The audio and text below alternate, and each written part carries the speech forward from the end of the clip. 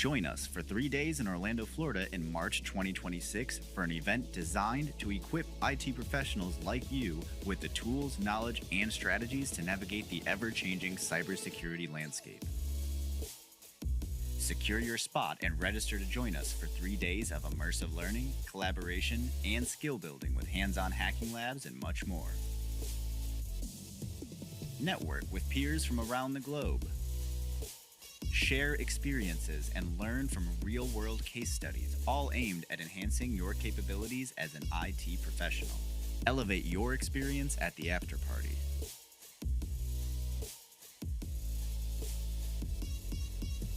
Registration is now open. Register now for Zero Trust World 2026 and take the first step towards a more secure tomorrow.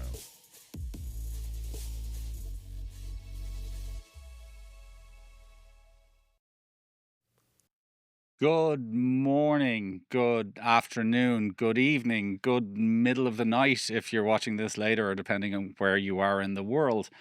And welcome to today's webinar.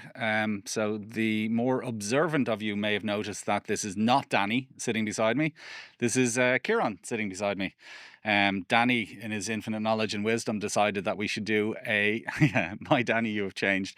Danny, in his infinite knowledge and wisdom, decided we should do a webinar with live ransomware and then proceeded to go somewhere and not be anywhere around. So, I mean, what could possibly go wrong? Nothing. I mean, what's the worst that can happen? Live ransomware. Lots. Yeah, quite a lot. So we have multiple. So as I said, this is Kieran. Kieran's going to be fulfilling the role of Danny by doing things to his computers. He's going to be running a number of pieces of ransomware, all of which are quite destructive and somewhat interesting. Yeah. The question is he Irish or English? He is neither. I'm Mike. Irish. Oh no, you're going to give me a percentage now, aren't you? My mom. Oh, okay, 50%. That's fine. Oh yeah, by the way, Danny did warn me before we started this. He said, under no circumstances am I allowed to mention the Ryder Cup or to say that Shane Lowry is the greatest living Irishman. I am not allowed to say either of those things. So I just wanted to clear the air with everyone I'll on make sure you don't. So yeah, basically we're going to have some fun and run some ransomware and see what happens. Yeah. So we have two machines right now. Both of them have ThreatLocker, but one of them is fully in monitored mode, and so that way we can just use ThreatLocker to see everything that's happening with the ransomware. And the other one is in secured mode, but we'll change that a bit later just because secured mode turns out pretty secure. Mm-hmm. If it's secure? Well, if we're talking about fully secured mode, then it's a really short demonstration because it's run this, it can't run. So it's slightly unsecured. Well, for now it is secured, but we have to make it a bit less secure so that this webinar is not 2 minutes. Yes, really short and really boring. So if we can show my screen here, we currently have, this is the monitored mode. At the top, we have 5 different ransomwares that we will be using. So first, let's just show one of these images, show that you can open it, read it. And awesome, just a black with the text. Now, like I said, this is in monitored mode, so we run this ransomware. And one thing to note, none of these machines are in admin mode. There's this super common myth that you have to be in admin mode in order to run ransomware or in order for ransomware to be effective. You very much don't. As everyone probably see, and there we go.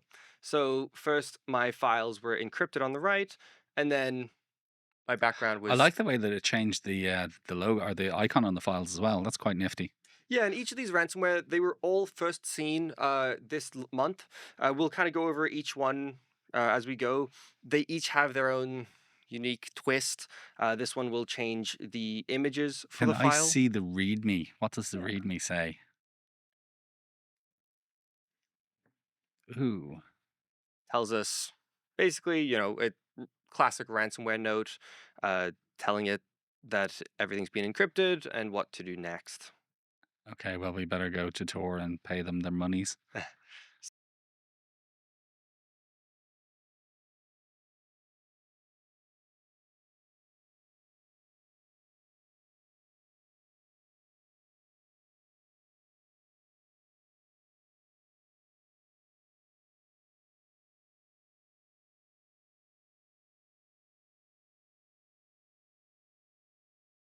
Hello? Hello, this is Kenneth from ThreatLocker MDR team. How you doing? Hi, good, thanks. How are you? I'm doing good. Thanks for asking. I'm just calling in regards to the 5 RMS VIQ. We just had a ransomware extension found on that endpoint. Yeah. I just wanted to call and Yeah. verify. Yeah, we're just doing some testing. Could you just put the group into detect monitor mode? No worries. No need to call if it triggers again. Okay, perfect. I'll go ahead and do that. Thank you guys very much. Appreciate it. Thank you. Yep, bye-bye. What was that, a minute? Pretty quick, all right. Pretty Yeah. quick. They're always great calling us. If I had wanted, they could have locked down the machine, but well, we don't want that right now. What else has gone on in the unified audit?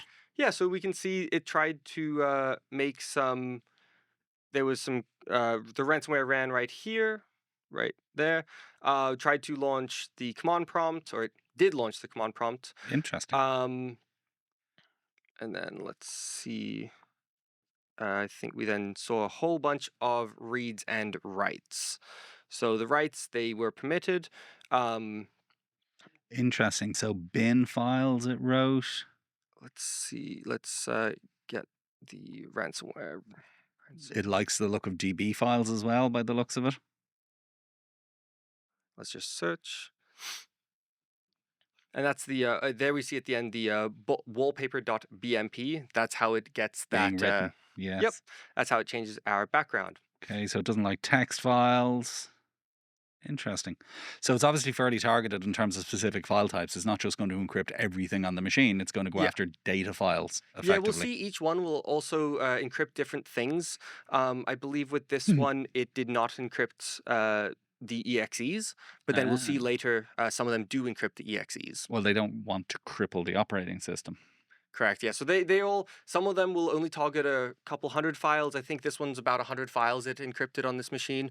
We'll see later, some of them will encrypt thousands of files. So they all have their own characteristics. Flavor. Okay, interesting. So, a couple of questions. James Terrell has asked, are we all getting ransomware as door prizes? Not sure about that, James. An anonymous attendee has also said, will you be sharing copies of the ransomware? Joke. No, yeah. Yes, no, joke. We will not be sharing copies of the ransomware, and you won't all be getting ransomware as door prizes. Yeah. So you can find these online. Won't explain exactly how to get them, but I'm sure you can find them. Let's not do that. This one in particular is from the global group. They were first seen in about June of 2025. They're ransomware as a service. And one of their main selling points, you could say, is they have AI-powered negotiation support. That is frankly terrifying. Very 2025, though. It is very 2025, but I'm not sure if I want to negotiate with a chatbot. Definitely not. Yeah. But so here we have this is the secured machine, and we're going to run the exact same ransomware. But as you can see, pretty not very short interesting. demonstration that. Yeah, pretty very short demonstration. demonstration. No detection required, no trying to figure out if this is good or bad, or if it's a 0 day, if it's new malware. It just gets blocked by default. Just default deny works great. But in order to actually have a little show here, I'm going to change the default deny to be a default ring fence. So default permit, but ring fenced. Yep. Okay. And this is something that you can do. From time to time, some organizations may do this on a limited set of machines. It's obviously not a recommended setup. Default deny is a hell of a lot better. But in theory, you can change your default deny to a default permit with ring fence. But please don't. Yeah, definitely not. We even have you type in "I understand" right here so that you understand what you are doing. Yes. It is highly not recommended. Yes. But it's still better than nothing, like we'll see here. Yeah. Anonymous attendee has asked, what about ransomware themed plushies? I find your ideas intriguing, anonymous attendee, and I wish to subscribe to your newsletter. So let us come back to you on the ransomware themed plushies. Put that in the back. So now this is the machine we're running. It is the less secured machine. Yes. So we just ran it, and it does run, but we're not seeing anything encrypted. We're not seeing that background changed. We're not seeing any registry changes. So we can see what got denied and see All of the things. that ringfence.exe did run, but it was ring fenced. It did try to write to these files, the readme.ytkmi.txt. X Definitely not files again. ransomware. Hmm. So we do see those writes, but we didn't allow it. So that's how that ring fencing can stop. Now, like you were saying, ring fencing is not usually used for the default deny. Hmm. It's more for if you have PowerShell and you want to stop it from reaching out to the internet, things like that. But even using Well, it as the it is quite useful for things that you want to allow, but you're not quite sure about. yeah, So I want to allow this thing to run. It can very often you could use it as a kind of a default. Right, I'm not quite sure what this thing is, but I'm going to let it run. But I want to put some reins around it so it doesn't misbehave. yeah. But yeah, just the default permit with ring fence is not something that I'm a huge fan of. No, definitely not. But in the meantime, we have had our monitor mode machine reset. So we go back here Just and a quick one. Shauna said, I like the idea of having an override code be something like, I assume all responsibility, makes the admin think thrice before disabling something. yeah, Yes, Sean, we agree. It's something we've put in a lot of places where people can do things that are not necessarily the most secure. So we basically make them say, I understand. yeah. And that's the great thing with ThreatLocker, I think, is how we can help you be as secure as possible. But if you absolutely require to do something that is unsafe, we're not going to stop you. Yeah. We're going to but make sure you know that's unsafe. And we can also give a degree of protection at the same time. Yeah. Anonymous attendee has asked, what types of companies are these ransomware targeting? Yeah, so they can be any. Actually, one of the ones we're going to be running later particularly targets critical infrastructure.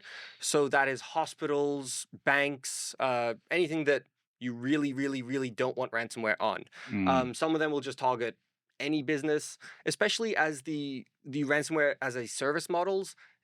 They don't really have a particular target often because it's anyone can use it. It's a profit sharing scheme where, hey, anyone that gets a company to run this ransomware gets a portion of the payment. so they're basically throwing SH1T at the wall and seeing how much of it will stick. Yeah, So, throw dots at the wall, whatever sticks, great. I mean, the reality is with most of these groups, they're not after you specifically. They're not after your environment, your organization specifically. You got to be pretty unlucky to be specifically targeted. I Yeah. mean, in that kind of case, you're realistically talking about nation state or hacktivists are the only ones that are going after particular targets. Yeah. Most of them are just going after anyone who they think they can get and who they think will pay. Yeah, most of them just like money, and even some of the nation state ones are after money. It's money makes the world go round.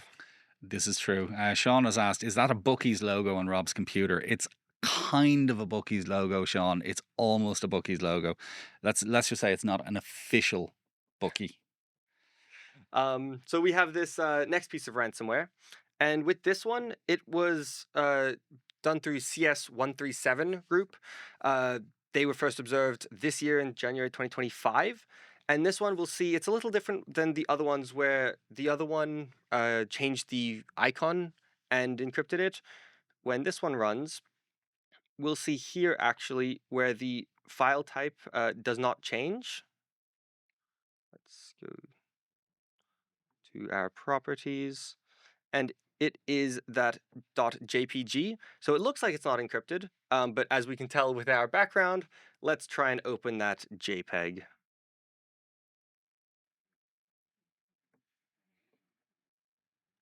Can't open it. Encrypted. Yep, absolutely encrypted. That one's interesting. So your files look fine, but your files very much are not fine. Correct. So this one, it does drop that background, but if you didn't have that background, you may not immediately know that you've been hacked. Everything looks fine. Icons are the same. File types are the same, but you very much have been hacked. Yeah. A couple of interesting ones. So Dean asked, was that MDR on the phone? Less than 1 minute response. Short answer, Dean, yes, that was MDR on the phone, and it was less than 1 minute response. Yep. Can't promise that every time, but generally speaking, when something pops up like this, they will call really, really quickly. Yes. Stuart has asked, how is the test VM set up? Is it just a standard user and a basic Windows 11 setup? Yep. Yeah, it is a standard user, and I can even show that if I try and run PowerShell as an admin. UAC prompt. Yep, we get that Okay. prompt. So that answered that question. Now, we did ask, is Windows fully up to date and Defender on or something else? So Defender is off for these just because these have been seen. We didn't make these ransomware. These were seen in the wild. But usually when the ransomware is first seen, it is not immediately picked up. It really just is a matter of time until it does. So, and like I was saying with these groups of, some of them have been around for months, some of them even as far back as 2021. So those groups, they've definitely had some that were not picked up, and then eventually they do start getting picked up. So it is up to date. Windows Defender is off. Just for the purposes of the demonstration. Yeah, and there, even if Windows Defender was on, there's many ways to turn it off. At ZTW last year, we had a Ducky Lab where we disable Windows Defender. So you just disable it and then run your ransomware. Yeah. Brian made a very accurate statement, which is, this is why you don't want a history of paying ransomware. You will then be targeted going forward. That is absolutely true. One of the things that we strongly recommend is never pay. Yeah. If you pay, all you're doing is advertising yourself as one who pays, and the likelihood is you will be targeted more and more and more. Yeah, and we're starting to see some ransomware groups will actually, when they steal your data, if they do steal your data, some just encrypt it, some will also exfiltrate. They'll go through your documents and try and see how much you can pay as well, so they can craft it. Like we see in the fourth ransomware, they have done ransomwares as low as $80,000 up to $15 million. Depending on what you've got in the bank, basically. Yeah, there's no point in asking you for everything you've got in the bank, because the reality is you're not going to pay them. Yeah. Sweet spot seems to be about 30%, I believe. It's kind of enough to make everyone feel uncomfortable, I think, is the best way to describe that. Yeah. But yeah, it is a pretty common tactic. So obviously they will exfiltrate your data as much or insofar as they can. But one of the reasons, or one of the other reasons they do that, is to find out how much you can potentially pay. Mm-hmm. Anonymous attendee, will this run in a VDI environment, or is it local machines only? Yeah, we can run this third one in the VDI. So what I will do, I will actually set our default deny back to the deny, and then So I mean, all these machines are virtual machines. yes. Okay. Yep, So yeah, these are just a virtual machine anyway, but we can show running it inside of the ThreatLocker VDI. That would be fun. So there, I just set it back to a default deny. And then let's run 3. So, oh, I did not set the option to request, which would be helpful.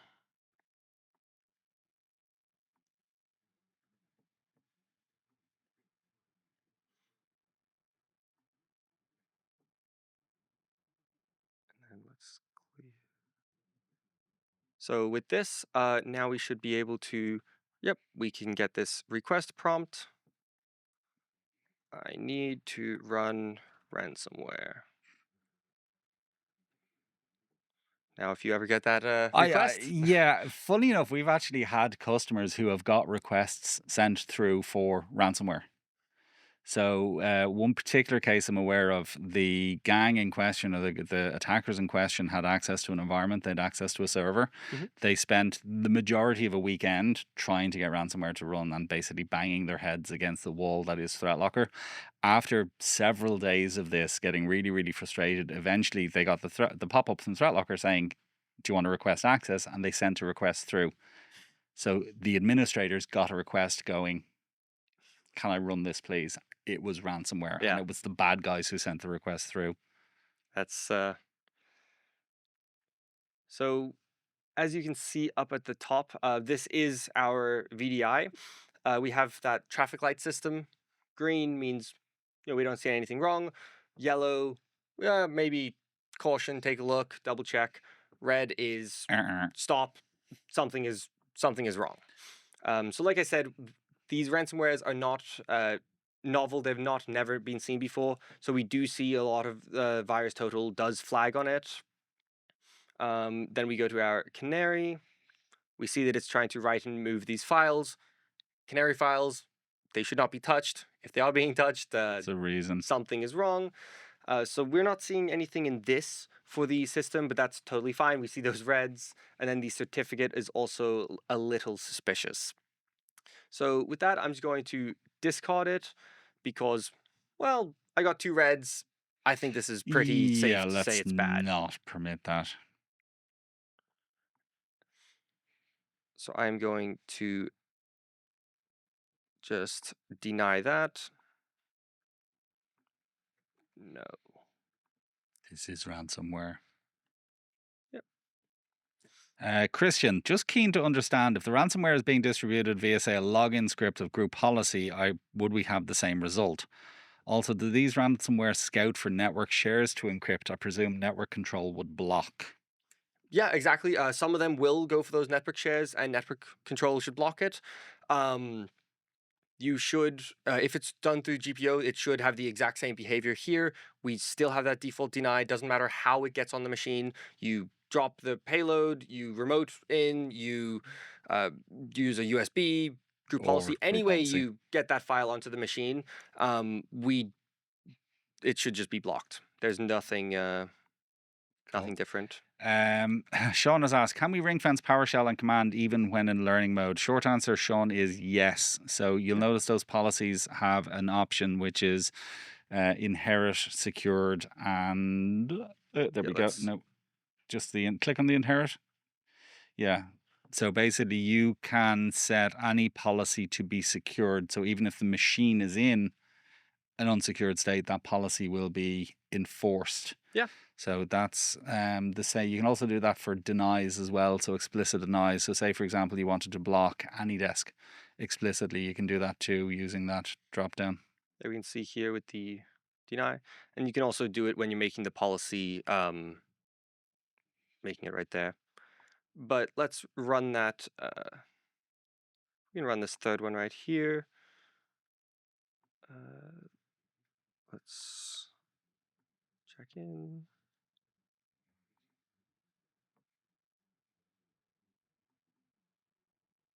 What? See why that is. I think I deployed my policy. Let's just deploy it to make sure. But so this third one was through Gunner Group. They were first observed in 2025 in April. They were actually Windows only, but recently they started doing Linux as well. So Interesting. even if you have Linux, it is not necessarily more secure. But we do have a Linux agent now. Yes, we do.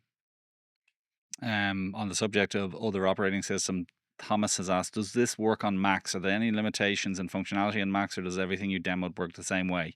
So it's effectively like for like in terms of capability. So everything that you've got on Windows, you do also have on Mac. In terms of ransomware, does it work on Macs? I mean, it is less common, I think it would be safe to say, but it is a thing. It is very much and definitely a thing. So Absolutely. just because you're a smug person like me with a sexy Mac, don't think that you're absolutely safe. And we can switch over to the, so this, I ran Ransomware 3. This one actually has, like we showed earlier, where the first one only tried about 100 files or so. That one was touching thousands. I think it's about 5,000 files it encrypts or tries to encrypt, because this is the secured machine. Secured So more secured. This is not, Thank this you. is not fully secured. It's the secured with ring fencing. So let's go back. We have just a couple more ransomwares to run, but in the monitored one, this last one, this is the one that I was referring to, where they have been known to ransomware from 80K to 15 million. So wide range. They target what you can pay. If they can get 15 million from you, they will absolutely be going for that 15 million. And it is another ransomware as a service.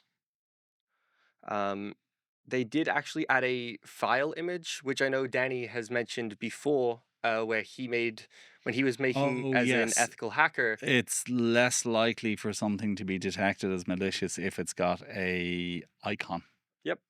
So this is the monitored mode, and let's actually open up the real-time unified audit, and then we'll be able to see what it starts touching.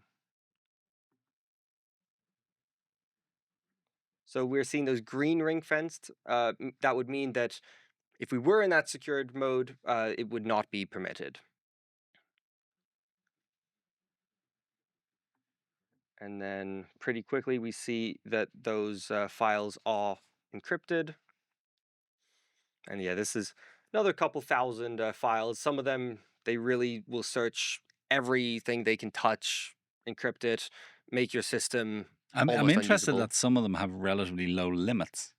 Yeah, I mean, I think it's just quicker, and then that way maybe less likely I to be wonder, is it detected. settable? Are there like arguments or something you can say encrypt everything? Probably. I mean, some of them. The first one, it was actually that group didn't make that ransomware. There was a Memona ransomware creator thing that was leaked a couple months back, Interesting. and apparently, supposedly from the researchers, it is just a modified version of that. So it happens all the time where even the ransomware gangs, they don't necessarily create their own. They'll just take someone else's, borrow it, repurpose. Yep, absolutely. Interesting. Alejandro, for the partners in Mexico, where can we get ransomware samples for demo with clients? Not here, Alejandro. And I would very much recommend do not use ransomware to demo to clients. No. Certainly don't use ransomware on clients, because that could get you in quite a lot of trouble. Yeah, if you're going but to, I mean, realistically, if you look hard enough, you can find this stuff online. It's not tremendously difficult. absolutely. But you can create your own, where not full ransomware, but we have our Ducky scripts where it uploads to our files. We know exactly what it does to our Google bucket. And even that I sometimes worry about. We prefer to do it when we're literally sitting in front of somebody, so we can delete. And yeah, most of the time we're what running they it on our own upload. machines. So we'll demo it to clients on our machine, to Yes. our files, our machine. Except sometimes people do volunteer and say, hey, my security is super awesome. There's no way that thing is going to work on my computer. And then we show them that not so much. Anonymous attendee, if you're an overdraft, do attackers give you money? That would be nice. So yeah, we see here, oftentimes they do drop that background, and everything has been encrypted. Let's see if they have a text file. There's the README. Come by our encryptor at Tox Messenger. Never heard of that one before, but Interesting. it's not Tor this time. Interesting. Yes, download and install Tox Messenger. I wonder, should I download and install that random application that the ransomware gang has just told me to download? Yeah, Rich has made a very valid point for Alejandro, which is just have the client watch this webinar. Good advice, Rich. Yeah. Travis, I see some of these are attempting to do actions on what could be a potential loop. Is there any issue with a ransomware generating a large amount of logs for ThreatLocker in a short time? I mean, ideal scenario is ThreatLocker is secured and ThreatLocker ransomware can't run to create a large amount of logs, but we do actually have some detect policies around large number of changes being made to files in short periods of time. So it can be a useful indicator of compromise. Absolutely. And if you watch the 100 Days to Secure Your Environment, in there, we also set some policies to do that. Yes. So, hey, if you have 200, whatever is excessive for your environment, that could be 200, that could be 500, whatever number, files written Lots out of the ordinary. Yeah, in an hour, 10 minutes, whatever, lock down those admin tools. So then even if something is running, it will stop that CMD, command prompt, VSS admin, all that, all those tools. Another question from Aaron. We're using another product and they also have canary files. I modified one of the canary files just to see what would happen. Would you be able to speculate as to why no notifications or anything was generated? Short answer is not really, Aaron. I mean, we're not in the business of commenting on other products' responses. Yeah. So I don't know is the short answer. I mean, look, realistically, canary files are one method of seeing if something untoward is happening. There are many others. We only have canary files in the VDIs for that purpose, which is to basically see if anything accesses them. In 99.9% of cases, nothing ever does. In fact, this is one of the few times I've actually seen the files getting touched by something. So it's not really that effective a mechanism of detecting ransomware. Yeah, there's a lot of things you can do without touching the canary files. Yeah, absolutely. Anonymous attendee asked, the sandbox environment that you showed, is that part of the service? Yes, absolutely it is. That is available to anybody who uses ThreatLocker. Yeah. In the allow listing, any application that gets requested, run it in our VDI so that if it is ransomware, you can test it, see that before allowing it in your environment. So Robin also asked, recommend how best to create canary files. As I said, we wouldn't really, it's not that effective a method. The better method is with ThreatLocker, the zero trust denied by default. You don't need those canary files. If that application doesn't need access to your files, don't give it access to your files. Don't let it run, first of all, but Well, first of all, don't let any application you don't need run. But if it is running in your environment, only give it access to the files it needs. If your PowerShell needs access to a certain folder, give it access to that folder. Don't give it access to everything. Let me see. Peter, can we run this along with pen tests that we kick off quarterly? I'm not sure what the this is in that case. If it's ransomware, I'd say you very much shouldn't, Peter. Not on your machines, because pen tests should be on your machines. Yeah. And these computers are, even the ones that we're running the VMs on, they are completely segmented. VMs that are going to be destroyed right after this, they're not. Yeah, so as I said, live ransomware, what's the worst that could happen? Very bad things is the worst that can happen. So no, Peter, I wouldn't recommend under any circumstances even trying to run this, because you've no idea what is going to get kicked off. Yeah. They always try and put in a payload that is harmless. Oh, sorry. Okay, so Peter, yes, they always try to put in a payload that's harmless. Irrespective of that, I wouldn't be suggesting to them that they should put in a payload that is ransomware, because very bad things can happen. Yeah. Christian, which module is required with ThreatLocker that allows us to set up a complete stop in the event of, say, 1,000 files being changed in one go? So ThreatLocker Detect, that is our EDR. We do also have the MDR service, so that's to get the call as well for extremely suspicious things like that. But Detect, it's great. You can do lots with it. We recently had a webinar with John Lilliston. He's the man who's heading that up. AKA, I was going to call him Hoppy, but he's not really Hoppy per se. He's more of a sort of roly. Anyway, Currently. Nobody's going to understand that, but let's just one word explanation, which is pickleball. Yeah. Anyway, continue. But no, John Lilliston with the EDR, ThreatLocker Detect. You can also then export your logs to any external SIM or whatever you have that you'd like. You can do lots with it. Automate those actions. You can enable policies, even lock down a machine. So with this ransomware, I could have had the machine completely isolated so it can't reach out to the internet, or even locked down where it just doesn't allow anything to run even. Well, lockdown is awesome. So lockdown is like isolation on steroids. Yeah. So it doesn't just stop the machine from, or stop the thing from accessing the internet. It also locks down, pretty much stops everything from running that isn't core to Windows, and blocks reads, writes, copies, moves. So effectively turns on a block all storage control policy. So even if ransomware is running, it will suddenly not be able to access files.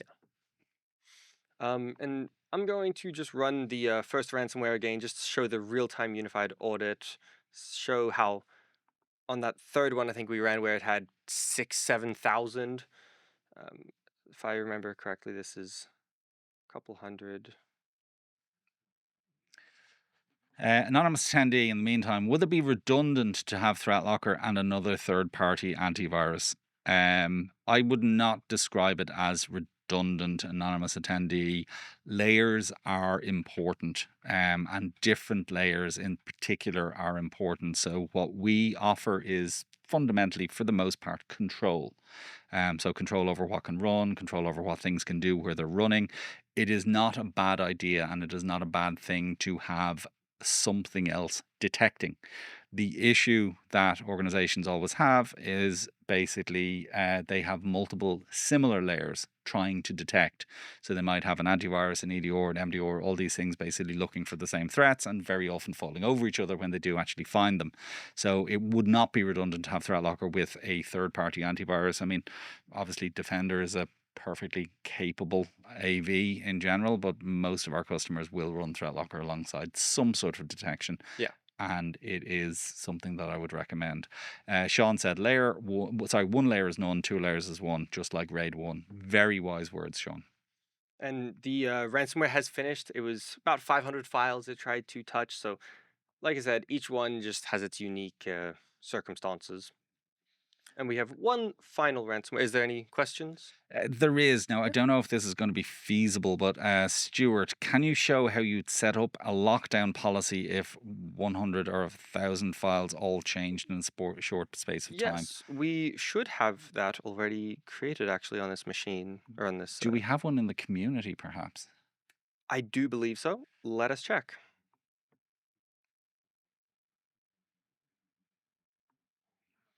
So Evans, in the meantime, have asked, how do you manage conflicts with other threat defending applications? I mean, generally speaking, we exclude them from our blocking. So we want them to be able to run, but we also recommend that you exclude us from their scanning. So that's how we manage conflicts. Yeah. So let's first see.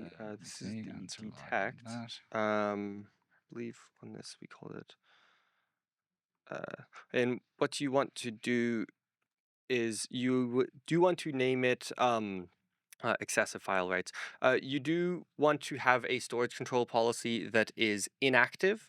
So then that way it will not be on, but then when this detect policy triggers, it turns it on. Yes. So here's one where it says if you have this list of file types, if these get written to within 200 within 1 hour, you will create an alert and then enable that storage control policy where it's block write to protected files.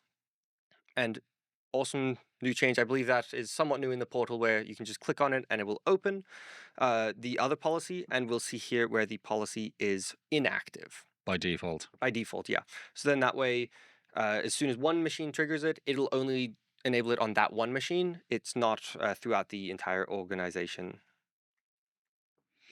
And again, these community policies are the cool thing about community policies is you can actually see what they do because all of the different variables are there.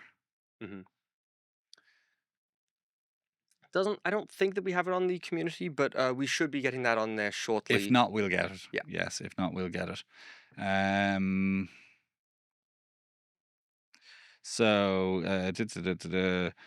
Neri's asked a number of questions. I see on your website different products allow listing ring fencing. What is ThreatLocker Protect in relation to these separate products? Who can I speak to about a corporate account?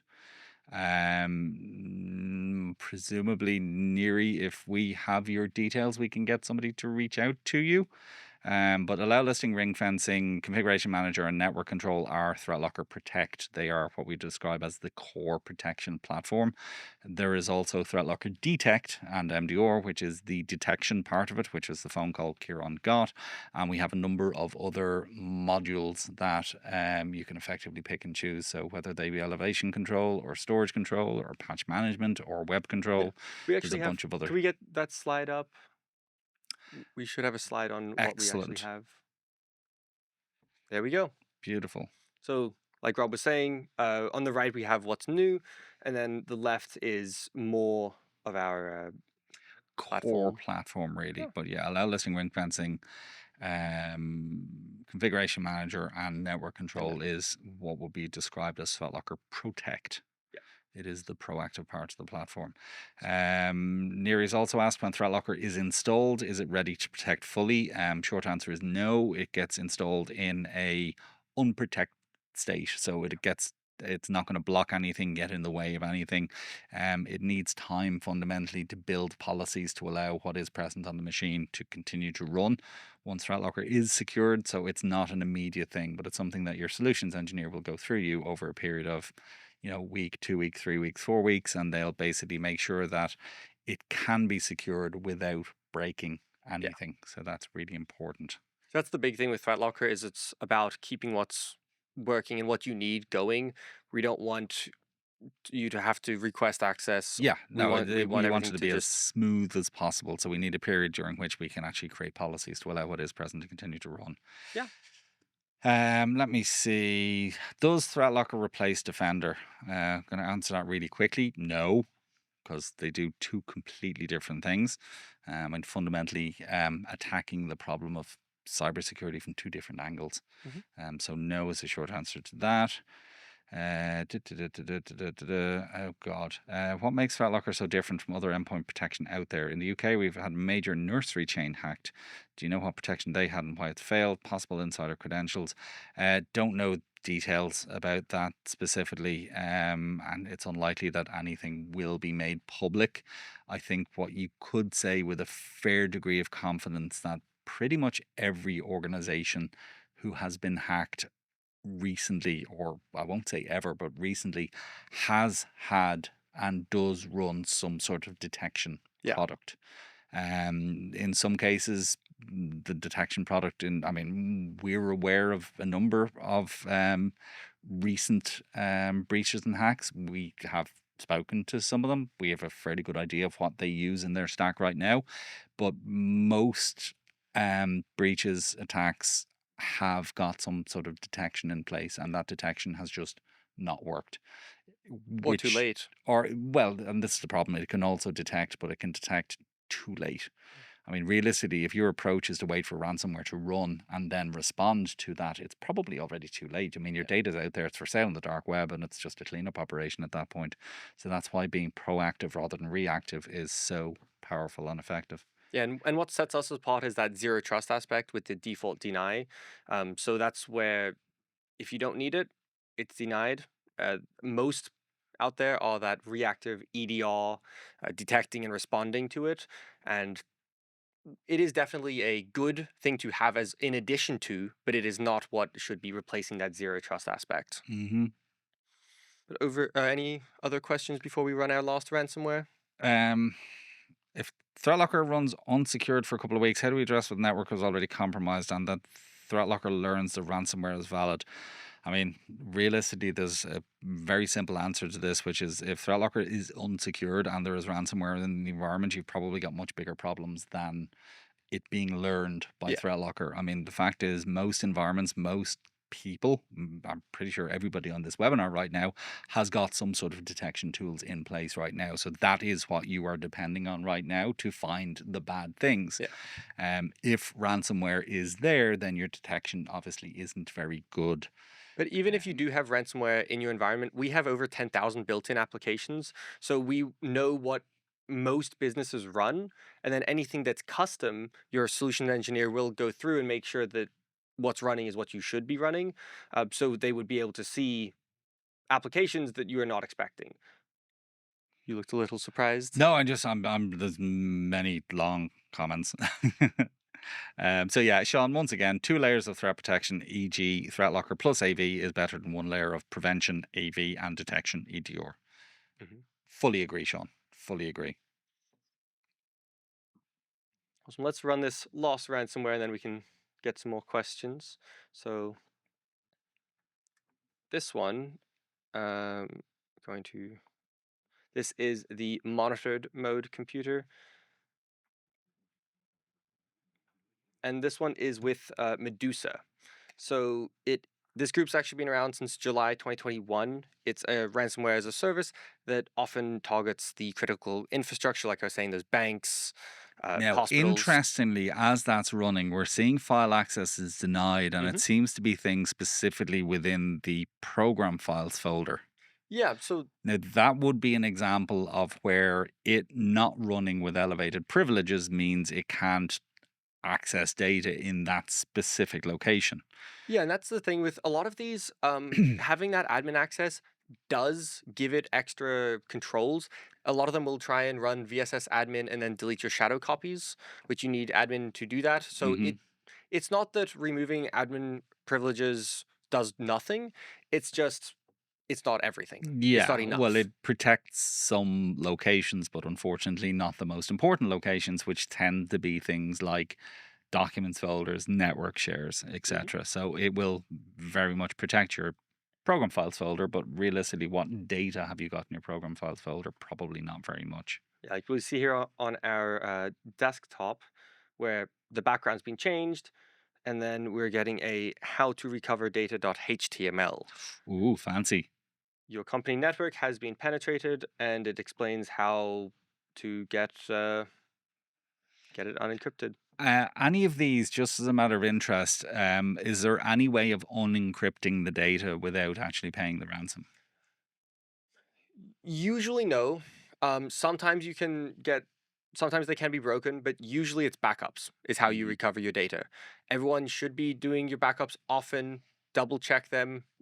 Try and recover from them. Make sure that that works. Have a recovery plan in place, and make sure that recovery plan is accessible, even in the case of ransomware. But I had my recovery plan on my desktop, and my desktop just got encrypted. So even if you have to print it out, have it accessible so that in the event of ransomware, you know what to do, you have that plan ready, it's been tested, and it's awful, but at least you can still get back working pretty quickly. I saw a recent statistic, which, as I'm sitting in Danny's seat, which he loves his statistics and how they're all correct all the time. Heavy sarcasm there, but I think it was about 60% of businesses never fully recover from ransomware, Mm. meaning that they do lose some data. Not that they never recover, most do recover from ransomware, but oftentimes their backups are not great, they have something missing, they do lose some amount of data in the ransomware attacks. Anonymous attendee. Oh God, their question is. Oh no, it's there.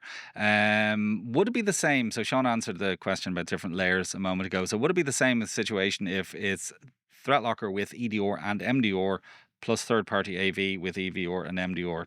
Back to my point a moment ago, third-party AV with EDR and MDR, they are all detecting, they are Mhm. all responding, they are reactive, they are not proactive.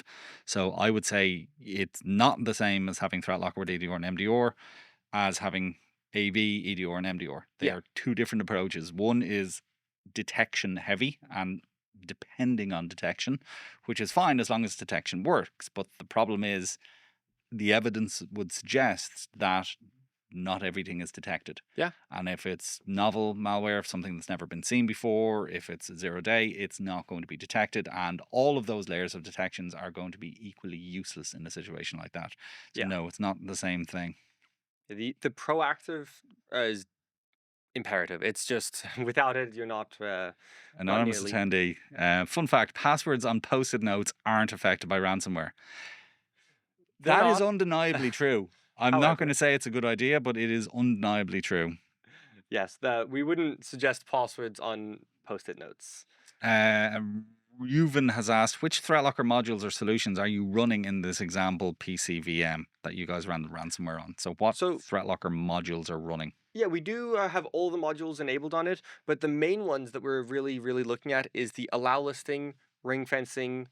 We showed the detect at the start, and then storage control.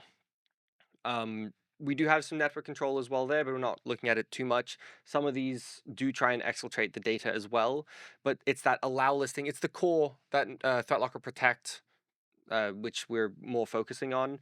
You don't need all the modules. Obviously, the more modules you have, the more secure you are, the more data you get, the more you can see in your environment. But even if you just have the ThreatLocker Protect, you can still see pretty much everything that we're seeing here. Um, I misread. Sorry, Bob. I misread your name as Bob Marley. It's Bob Matney. Any luck with the decryption tools from the No More Ransom group? I have not tested those. Hmm. Um, I would imagine that there are, as you said, some ransomwares where the encryption mechanism may have leaked. Yeah. They might have gotten a fight with each other. It might have been hacked. They might have been otherwise got. So they're probably older, not currently used ones. I mean, the fact of the matter is, if you're a ransomware gang, it behooves you to use something that can't be decrypted easily. Yeah. As soon as So you know that your ransomware can be easily it's as good decrypted, as you useless. make a new one. You Yeah. change their key. And so, especially with these were all first seen this month. While they were used by groups that have been around for months or even years, it is new malware or ransomware. So I would suspect that these do not have a public decryption method at the I'd be moment. surprised if they did. Yeah, but it definitely can happen. You just have to be extremely lucky. Unlucky, where you get hit by ransomware, but you get hit by ransomware That you can easily decrypt. that happens to be easily decryptable. Yeah. Which the odds are not in your favor for that one. We have one lost ransomware here on this is the less secured machine to run. We can show the screen. So it's that, again, the Medusa, where it will pop up and it gets here. But everything is going to error out because it can't. Just shows the real-time unified audit in the background.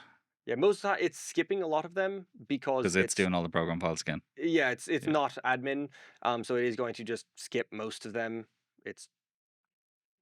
But near the end is when it does the encryption of the documents, etc. Yeah. Neri, will a copy of this webinar be available at the end? So it will be on our website. It will be on our YouTubes.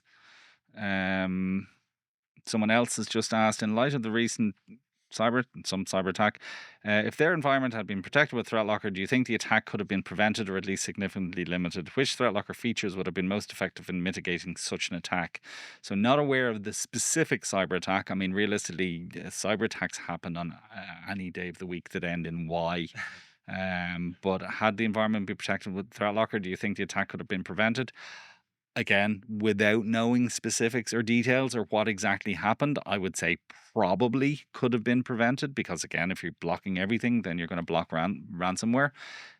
Probably, and which ThreatLocker modules would have been most effective in mitigating such an attack? I mean, obviously allow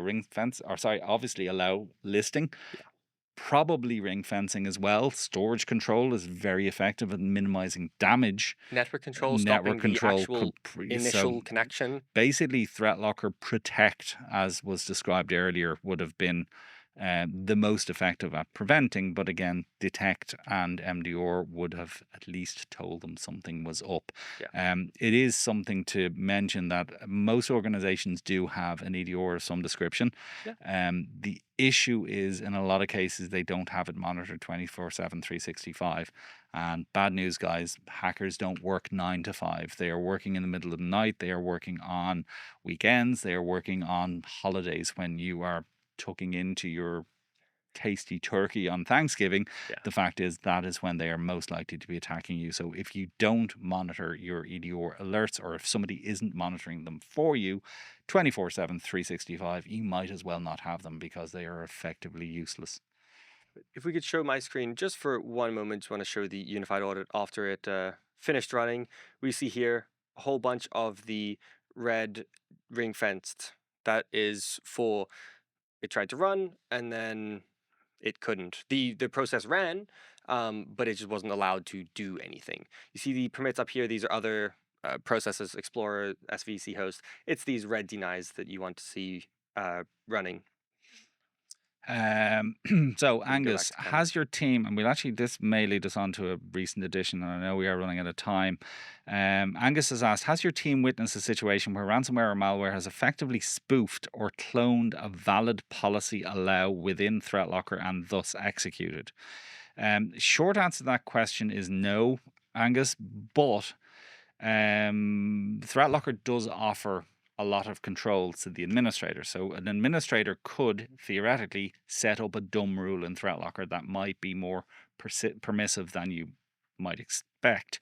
So there was that Chrome though recently, the Chrome ransomware So the group got onto the machine and then couldn't run anything. Then they tried to rename it as Chrome.exe, and then it ran. And then our applications team got a notification like, "Hey," and thinking that, and then they Interesting. looked into it, and it wasn't a missing file for It Chrome. was It was something. ransomware that people had tried to run. So if your policies are set up correctly, that's Yeah. why use the built-in, set up your policies, meet with your SE, and they will not.